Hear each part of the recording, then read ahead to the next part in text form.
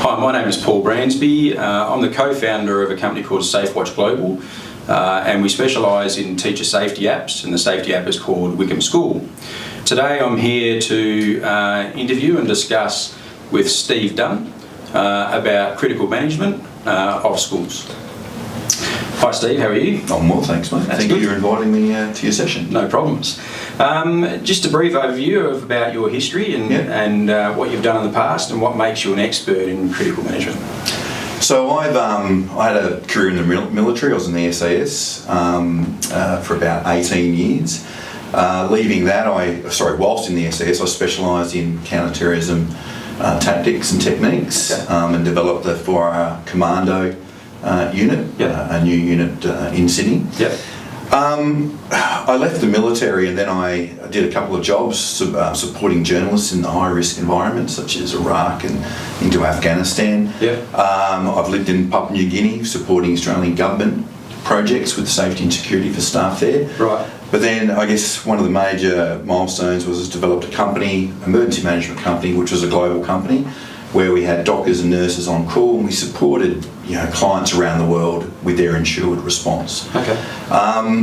I sold that company in 2016 and essentially had a year off. And during that year off, I was with my kids. I had a kid in pre-kindy, and I was helping out a kid at pre-kindy, and they did a fire drill at my school, and so I followed through the processes there. And then at the end of it, I thought, wow, this drill is supporting my kid. And it wasn't a very good drill. Which is common because they don't practice them enough. Well, what I found was that what had me concerned was then what else is supporting my child at this particular school. So I, summoned up the courage and I approached the principal. And I said, look, I've been doing this for over 25 years. Would you like me to have a look? And he was grateful because I knew he was new to the school as well. So we collaborated and we worked together on developing a plan. However, that plan has now expanded and it's something now that I'm doing for other schools, and particularly within the Catholic education space. Excellent. So I suppose the first question everyone's going to ask is why SafeWatch Global collaborate with SJ Dunn? So, and I think you've got an interesting story about how we first met. Yes, I do, Paul. So, it would be nearly 4 years ago. I was approached by a principal, and they wanted to look at a communications method for notifying the school. And I thought, well, this shouldn't be too hard. And then I basically, to what I was after, I found it difficult to find. So I went to where this market is really strong. I went to the US and I thought there's got to be something there.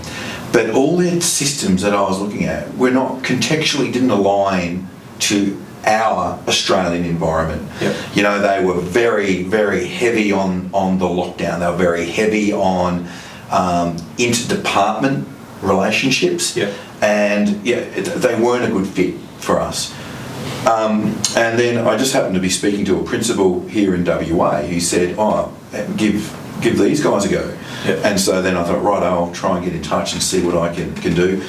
And I went onto the website, I had a quick look at what it could do, and I was like, this is perfect. This is the simplicity of a system that I'm looking for our environment. And then I made contacts with yourself, and you said, I'm just in Perth, how do we catch up? And I thought, this is amazing. I've looked around the world for a system, and you're in Perth all along. And I think from our perspective is myself and my other director, both our wives are teachers. So we were trying to come up with a product that allowed us to for teachers to communicate rapidly and very, very simple. So press a button and then all of a sudden they're in touch with people. What we found though is the more schools that come on board, the more suggestions we're getting. Which is great, and we take those suggestions on board and we're developing the app based on what schools want. So the more schools that come on board, they come up, how about we do this, how about we do that, how about we incorporate this. So all our development is based on what teachers and principals feedback we get. So where it started was just a press of the button and notify everybody. We now incorporate gardeners and cleaners after hours. We now have an override button, so if the phone's on silent, because a lot of schools have a silent mode where teachers aren't allowed to have their phones on, but the next upgrade will be that when someone presses the button, those teachers will still be notified. So these are the things that principals and teachers are giving back to us. So from your expertise then, what's the critical elements of an effective management plan? Yeah, so what I find, if you go to a school and you're having a look at their plans, things that I'm looking for flexibility, that's inherent flexibility within the plan. Yep. I'm looking for common processes. And what we're trying to achieve there is we don't have a bushfire plan and an emergency response plan, and they're using different terminology in different systems. Right. Likewise, even down to the evacuation diagrams need to align to that plan. Right. So you need that common process. Yep. Another key element that we're looking for is communications, and that's layered communications, up, down, across the organisation. Yes. And then finally, the final, I guess, is just simplicity. Yep. The plan needs to be easily understood. Yep. And easily implemented so and not maintained. Overcomplicated. Not overcomplicated, Yep. absolutely. And I've looked at schools' plans with my 25 years of experience, and I go, I don't know how it works. Yep. I don't know how this works. I don't know how it starts. Yep. And I'm finding it confusing. So what we've done with a lot of schools is just simplify the plan. Yep. To create something that's easy to implement and maintain. Okay. So what's the single most critical part of a plan? Oh, look, from my perspective, it's communications. Right. Communications is critical. And when I'm talking communications, we're talking how do you get that critical notification that an incident has occurred across an organisation. So that can have many different aspects. It can be through the PA system. It can be through apps like your app to notify everybody that an incident has occurred. Yep. But it doesn't stop there. It's layered communications. You now need to get holding statements out to staff. Yep. Because social media is going to get on top of this and parents will be calling. You need to have a common message. Yep. And response. So communications is critical. Then it goes even further. You have stakeholders that need to be informed. Yep. So all of these communications need to be planned for. Yep. And what we have within our plans is you develop a stakeholder management plan. Right. Which looks at who do you need to notify, what is the method that you notify them, who is notifying them, Yep. And then when that's occurred. So how do you build flexibility into a plan then? So look, flexibility needs to be inherent within the plan. So if you have a plan that is predicated on an individual doing a particular role, well, they're not there on the day. Yep. We know that's going to happen. Yep. So one of the things that we put into our plans is that we obviously have a primary and alternate to take on the role, but we use a duty card system. Right. The duty card system is developed that it's short, concise instructions. Yep. That anybody can basically pick up and take over that role. And you'll do that role essentially until someone more qualified comes along, and then you can hand that card to them and you can hand that role to them. So do you give cards to every teacher then in that regards, or do you have nominated teachers for these duty cards? No. So you'd have your key staff who would have done training on their particular role. Yep. And they'd be familiar with those roles. Yep. But the duty cards are written in a way that if it's not your A, it's not your B, well then the C option can take over that role. Right. But they're also, it's based on the person doing that role understands the school. Yep. They understand the stakeholders. Yep. And they need to be familiar with it. Yep. So what are the core drills every school should plan to have? Look, there are three core drills. An evacuation drill. So if we're using our all hazards approach, Yep. yes, it's predominantly for fire, but you could be evacuating for other issues. Yep. We have an evacuation drill, we have a shelter-in-place drill, Yep. and a lockdown drill. Right. Each of those drills you can modify, but these are the three core drills that by activation through a PA system, through any form of notification system with a simple message, Yep. that you can anticipate how the whole school is going to respond. It's interesting because the experience we've had with schools, and especially rolling out our app to different types of schools, primary schools, high schools, colleges, what we found is the terminology shelter in place and the terminology of lockdown differs from each school. Certainly. So what we've been trying to encourage schools is to have the same terminology across the board. So from your perspective, what is a shelter in place? So look, shelter in place is something that many schools are already putting into place. Shelter in place is a drill where it's a drill where you have a lot of command and control. Yep. It's a precautionary drill, and in some instances we use the word a code orange for a shelter in place, right, because it's just intuitive. Yep. Orange, whilst to the Australian standard, code orange means evacuation. Right. But we apply the code orange for our schools because it's easy for teachers to understand. Yep. They understand that it's that precautionary level. So in a code orange or a shelter in place drill, all we're doing is we're bringing students inside who may have been outside. Yep. We are locking our doors, we're shutting our blinds if we have them, yep, and we are continuing on with as business as normal. Do you find though some schools have code orange, some schools have shelter in place, and some schools might have, Mr. P or Mr. B come to the office, and there are different types of code words not to alarm the kids? Does that cause problems? Look, we've gone away from having code words. Yep. Yeah. So there is only one code word that we use, yep, and that is a code orange. So there's no code blacks, code red, yep, code blue, and for this type of emergency messaging, it needs to be clear, yep, and concise. And I think that's why we've been pushing the fact that it's got to be across all schools.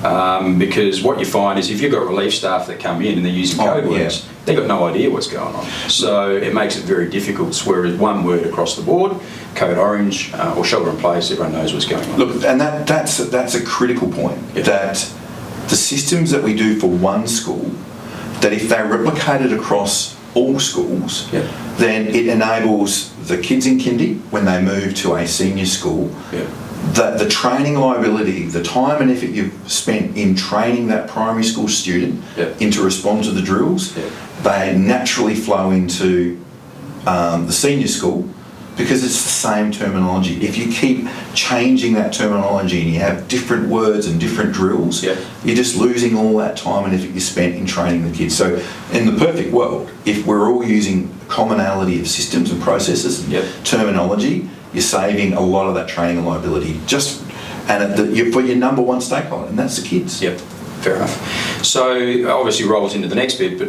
what is a lockdown? So the way we use lockdown in our drills is quite clear. There's only one word, and it's lockdown. Yep. We don't use the different types of lockdown that, yep, you can see, and it becomes confusing because there's a hard lockdown, a soft lockdown, a quiet lockdown, a full lockdown, a code red lockdown, and what happens when someone says lockdown? Yep. I'm looking at you and you're looking at me, what type of lockdown was it? Yep. So we've got rid of that because lockdown is used in events where there's somebody on school grounds, yep, with the intent to hurt people. Right. They have the intent or believe to have the intent to hurt people. Yep. So if someone's on school grounds and they're carrying a knife or a machete, we're in lockdown. Yep. Lockdown, out of all of our drills, from a fire drill to a shelter in place, is the drill where you have the least amount of command and control. Yep. And whilst it's highly unlikely in Australia that we'll have a lockdown event, yep, unlike the States, yep, but the catastrophic nature of a lockdown and the fact that you cannot then quickly form a team together and work out how you're going to respond, yep, meaning there's no command and control, yep, it has to be a drill that we incorporate into all of our plans. Yep. Okay, so how should schools deal with a lockdown? So Look, this is something we've worked quite a bit with schools on developing because of the severity of these type of incidents. The key element is that early notification. It needs to be clear and concise. No code words, no separate tones over the PA system. You need to tell everyone it is a lockdown. Whether it's through the PA system or whether it's through your app. It needs to be clear and concise what the threat is. Then how do you respond in the class? We're talking about an event where there's someone potentially on the school grounds who is looking to hurt people. So we don't do an earthquake drill, which is hiding under your desk. What we do is we get people out of line of sight of the doors, out of line of sight of viewing through the windows. We'll bring our students together to the point where we're holding hands. As a staff member, I can talk to them in a quiet tone. I have my phone out. I'm trying to maintain situational awareness. Who am I calling? in that situation. I don't want to call the principal. Yep. They may not be able to do anything with that information.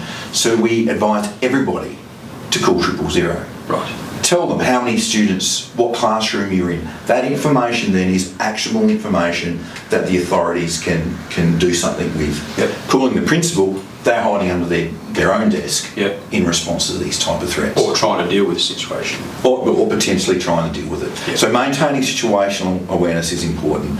The other key element of a lockdown, which makes it also one of your most chaotic drills, is I'll never tell anyone to stay where you are. There is always the option. If you have that situational awareness, if you can run, you run. You can get your class and you can jump out the back window to get away from the threat. So the key principle with a lockdown, if there is a threat, the best spot to be is where that threat isn't.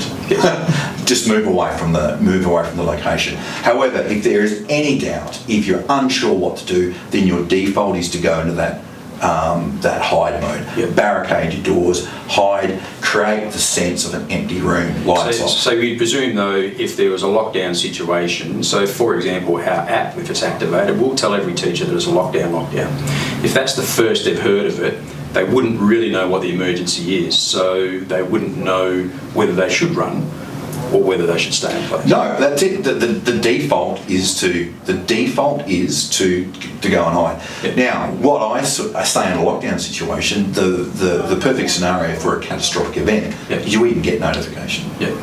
Now, a lot of systems rely on a single hub, and that is that reception. Yep. If reception's compromised, Yep. then there is no alarm. Yep. So whilst you have your app, Yep. there are multiple people who can notify that. Yep. They can notify that sitting under their desk. They don't need to go to the PA system Yep. to put that notification out. For sure. So staff need to be aware. So you look at the States as an example. There's many examples there where a staff member, there's been no alert, there's been no notification, they've picked up on the sound of gunfire. Yep. And then they had this gut feeling that something's not right, Yep. and they've pulled their students into that lockdown environment. Yeah. One of the things that we dealt with when we were talking to certain people within the education department was, if you have those words lockdown coming out over the PA or through the app or whatever, that small students get very scared very quick. So how do you deal with that? Is that something from when you do your training and your drills that they would actually get used to? Or is it something that just happens and there's no way around it? Look, training is obviously a great method for allaying some of the fears Yep. that the younger students can have. Yep. But we're looking at doing the lockdown, as I said, it's up to the staff member to pull them together Yep. to be that reassuring Yep. element. One of the things we also talk about, if you're able to do a lockdown alarm over the PA system, Yep. you leave that alarm on. Yep. You leave it blaring. Yep. It's very disorientating for a single assailant, Right. because the police response is going to be quite dramatic Yep. for an event like that. For sure. So, I've read in certain circumstances where they say, don't leave the alarm on because you might annoy the assailant Yep. and escalate it. Well, how much more can that escalate Yep. to the point that they're on the school ground sure. ready to hurt someone? What training and drill schedule should a school have in Yeah. place? What do you recommend? Look, the training needs to align with the key risks. So if you are in a bushfire prone zone, yes, do 4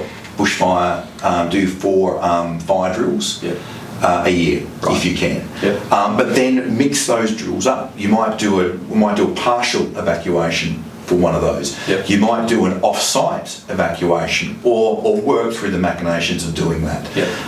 But you need to look at changing those. Some schools, I would recommend they only need to do 2 fire drills Yep. a year because these drills are highly disruptive. Yep. And then it's taking away time in the calendar to do other drills. Yep. So let's do a lockdown drill, maybe once a year. Yep. So staff and students know how to respond. Yep. Shelter in place, because it's not a disruptive drill in the Yep. sense that you're only bringing people inside, locking the doors. You can do those at least every quarter, Yep. but at least do it once per year. Yep. But the critical thing that we need to do that should be done every quarter Yep. is we need to sound our alarms Yep. and test our communication systems. Yep. So there should be, this is, testing, fire alarm, I can hear it. Here's our lockdown alarm, I can hear it. Yep. And then if you're using communication systems, you need to test those in that process as well. Yep. So once again, that's not disruptive, but it's training staff and the students to listen to those tones. Yep. And then just reminding them how to respond. So I suppose that leads into the next question, is that some schools will have different types of plans. So why should a school have an emergency plan and a crisis plan? Look, this comes down to terminology. So, in some systems, the word crisis is used for all plans. Yep. The way I describe it, an emergency management plan is the plan that you're developing to deal with that initial response. Yep. And why we call it a plan, it's not a procedure. Within the plan, there are other procedures for that response. Yep. So the plan, imagine playing a board game. Yep, the same Monopoly. You've got detailed instructions of how to set the board up, who does what. Not everyone has that. Yep. One person owns and manages that, deals Yep. out the money. Yep. But everyone else can use a small card, a cheat sheet, Yep. to support playing that particular game. So that's how we need to think of these plans. Right. Don't get overwhelmed by the size of a plan. The plan needs to be able to support all those different procedures. How do you maintain it, and what's the training schedule? Yep. So then you look at the crisis management plan. That's your next level. Yep. So a structure that supports a good emergency response is not typically the structure that's going to support a good crisis or executive level response. So give us an example of an emergency plan then, compared to a crisis plan. So an emergency management plan will deal with how do those drills work that we've spoken about. How do you evacuate for a different range of fire? It could be a bushfire event. Yep. Whereas a crisis management plan, that's looking at typically if you're enacting your emergency management plan, then a crisis management team would form. Right. But let's say you had a tour group in Italy and the bus crashes. Yep. There's no emergency response. Yep. There's no wardens being enacted. It now forms a crisis management response where the executive need to look at how we're going to communicate and what response are we going to support the scene with. Right. And even with this pandemic, it's not an emergency response. Yep. It's a crisis management response where they're looking at how we're going to, what structures. So a crisis management plan provides you with the structures. Yep. And the processes to develop a plan. Right. So we don't have hundreds of plans already developed within that. Yep. It just gives you, the perfect structure. Yep. And then a planning process to develop those. So again, trying to keep it as simple as possible. Absolutely, yeah. Keep it as simple as possible. Yep. What are the appointments? What are the key appointments for a crisis management? So look, I'll talk about some of the examples that we put into place. So for one of the larger colleges that I look after, they have a geographically dispersed school. They have a primary school in one location and then the senior school in another location. Yep. So their crisis management team is the principal. Yep. Yep, they do not deal with that emergency response. That goes to the head of school, Right. or the principal in the primary school. Yep. So they are overarching both of those schools. So you have what we call a crisis management team leader, Yep. and that is typically the principal. Yep. And then we have what we call functional groups. So it's not you don't get the role because of your title. You get the role what you bring to the crisis management team. Right. So we have a finance role. Yep. And that finance role can look after legal, commercial aspects that are impacting that particular crisis. We have a human resources role, looking at staff, how we're going to support staff, psychological support. Yep. We have a communications role, that is communications up, down and out. So it's that communication role is critical. They are developing the first holding statement to be approved. Yep. They are supporting maybe with next tier, Yep. maybe organisational, like let's say in the case of SEWA, They're supporting how we're going to respond to media responses as well. So very important, that communications team. We also now... I suppose from that perspective though, I mean, you're 100% correct. With technology these days, I would imagine that if there's an emergency, most kids are on their phone texting people or putting it up on social media. So for a school to be able to react to that before it actually gets out is key. Well, we always say you're not going to be able to get ahead of it, but all you can do from a school's perspective is be the truth. So anything that's not verified or coming from you or the principal in a holding statement is not verified. And so all you can do is go, look, we're not going to get ahead of that. There's going to be rumours and information flying around. But if you are quiet and not saying anything, well, then those rumours are going to take hold. But if you're providing updates, regular updates, and these holding statements don't need to be large. In fact, sometimes a holding statement can be as simple as there's no further information, we'll let you know. And if you do that 2 or 3 times, at least they know that you're working through the event. Sorry, and one of the other key roles that's come out of this COVID event is a teaching and learning role. So if there's a major disruption to the school from a crisis management perspective, they're looking at that business continuity function. So how do we set up our remote learning systems? What do we need to do to put those in place? Fantastic. So how does a school risk assessment support an emergency management plan? Look, the risk assessment is your upfront document. The risk assessment should be highlighting the key risks that will cause disruptions to the school, and for some of those risks, you need to develop specific plans. And the key example there is if you're in a bushfire prone zone, you'll have a standalone bushfire plan that will interact seamlessly with your school's emergency management plan. They need to be seamless. Likewise, if you're in far north Western Australia, you'll have a cyclone plan. So you need to identify those risks. So the risk assessment is the first step in supporting the development of an effective emergency management plan. So what are the key elements that constitute the system for emergency management? Look, I do use the word system because a plan is not just a standalone plan. It needs to be supported by a range of different elements to create that system. So from a planning perspective, we can have in some schools, we have an emergency management plan, crisis management plan. We have evacuation diagrams that we see in every school, but they need to be aligned to your emergency management system, even down to the visitor passes that we hand out in schools. So on the visitor pass that we do a lot of the schools, we have on the back we have what we call our immediate action drill. And that is the first step we want any visitor to our school to do. So you could be the tradie fixing the air conditioner and there's a fire. He knows his pass that he wears around his neck says, first thing you do is call the police. We don't want a time lag call the fire brigade. We don't want a time lag between those critical emergency responders coming to site.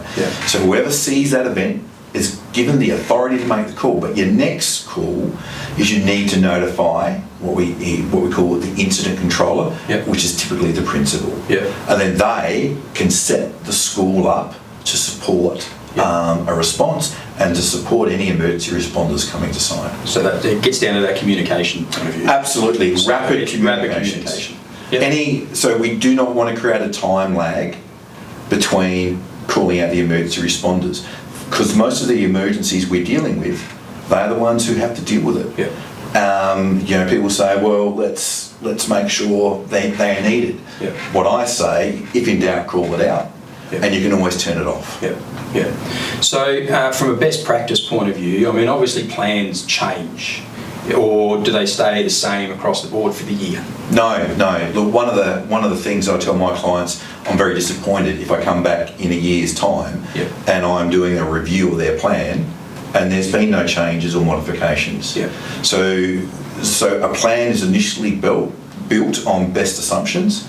And then when you do your drills or you have real events, there should be this process where you do a debrief on the event and you look at what could we do better with this particular plan, and those changes should be put into the plan. So it's an ever-evolving document. That's why I say don't print them out, leave them as a soft copy. Because they should always be evolving. So what are the common mistakes you see at a school? When I go to a school and I pull their plan up for that first read, what I find is that they are using basically the plan is a procedure. Yeah. So they've got a procedure, but it doesn't tell anyone reading that procedure how to implement that procedure. So there's no detail around how you set that particular plan procedure up to work. So it needs an overarching plan. Within the plan there are procedures to deal with that particular response. Right. What I also find is that they don't detail duty cards. So as an incident controller or someone, or even as a warden, what do you want me to do? And it should be a standalone duty card that they have in there that they can get ready access to. Yep.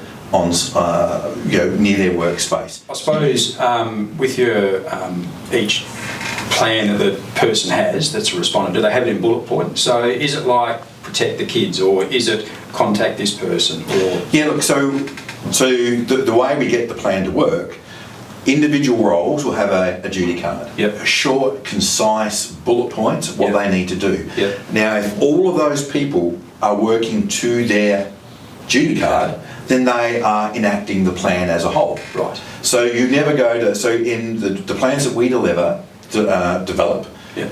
you never go to the emergency management plan to look for your response. Right. You'll go to a one-page duty card or a two-page if you're a more senior role that outlines key steps that you need to do. Yep. Now, when you want to catch your breath and you want more information, yes, then you can refer to the plan. Yep. But in those initial stages where you want it short and concise, Yep. where you can go, what do you want me to do? Yep. Boom, boom, boom. And that's also how we build that flexibility into the plan. Right. So what progress have you seen from when you started to what you've got now? Look, I guess one of the things that I am most proud of with developing the work that I've been doing is in Mandurah. Right. So what we have there, we have a major college. Yep. And they have adopted the systems that I'm talking about, but all the outlier schools have also adopted the same system. Right. So we have this synergy where we are training the kids, we are training staff in a common approach to dealing with emergencies. Yeah. So the primary school kid now goes to high school. They understand what these terms mean. They know how to respond, and it just creates for a far more seamless process. Because the training is critical. The training of this is critical, and the most critical element, the training of the kids, so they know how to respond. So what are the key lessons you've learned during your whole process? I mean, from all the years that you've been in crisis management, what are the key process or the key lessons that you've learned to dealing with crisis management? Well, I'll just step back. What I've noticed in my school environment is that principals operate in one of the most highly regulated and compliance-driven environments, like as much as any organisation as I've seen. And typically, whether you're a major school, a college or a primary school, there's not a lot of change, but then you're also battling with funding and you're also battling with staffing issues. So I think what I get a real sense for is the load that's applied to a principal is quite a lot. And that's where that goes back to what we're talking about, the key elements of what we're doing here. We've got to make it simple. We've got to make it really simple. So that's one of the key takeaways from this is complicated processes which might be gold-plated and gold standard are not going to apply here because we don't have the time and resources to devote to it. People are battling with that time. Fantastic. So Steve, thanks very much for your time today. I hope our viewers have learnt something in regards to crisis management and the type of management plans. Obviously, if they want any further information, they can visit your website, which I believe is sjdunn.com.au. That's correct. Or they can engage you further from that perspective. If they want anything in regards to communication tools in an emergency and a crisis management, obviously that's where we come in. And they can visit our website, which is safewatchglobal.com, Wihkum School, and they can look at that. So thanks very much for your time, and Thank you. Thank you.